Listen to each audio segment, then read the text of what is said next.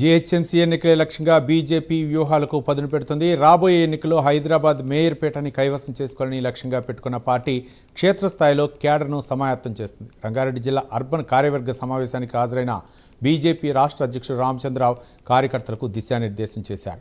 గెలిపే లక్ష్యంగా ఐక్యంగా పనిచేయాలని ఆయన పిలుపునిచ్చారు. ఇక్కడ అందరు కూడా డిస్ట్రిక్ట్ ఎగ్జిక్యూటివ్ మెంబర్స్ ఉన్నారు కాబట్టి పార్టీ సంబంధించినటువంటి ఒక ఈ జిల్లాలో అన్ని మేజర్ కార్యక్రమాలు పార్టీ నడిపే ఒక బృందం కూడా మీదే కాబట్టి మన మీద ఎక్కువ బాధ్యత ఉంటుంది. రేపు రానున్న రోజుల్లో మనకు తెలుసు ఏ ఒక పార్టీకైనా తన బలం నిరాధార అయ్యేది ఎప్పుడే అంటే ఎలక్షన్స్ అవుతుంది. ఎందుకంటే అద్వానీ గారు చెప్పేవారు, నేను ఒకసారి ఎమ్మెల్సీగా 97 ఓట్స్తో ఓడిపోయాను ఫస్ట్ టైం. ప్రకాష్ జావడేకర్ గారు అద్వానీ గారితో చెప్తున్నారు, ఏ परसों 97 वोट से हारा అంటే అద్వానీ గారు అన్నారు, तुम कितने वोट से हारे ये नहीं है, तुम कितने वोट से जीते होता है. एक वोट से भी जीतो जीत होता है, 1000 वोट से जीतो 1000 वो भी जीत होता है.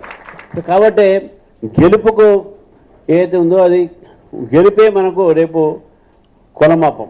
పార్టీకు మనం పార్టీ గట్టిగా ఉండేదంటే గెలిపే. అది ఇక్కడ అందరూ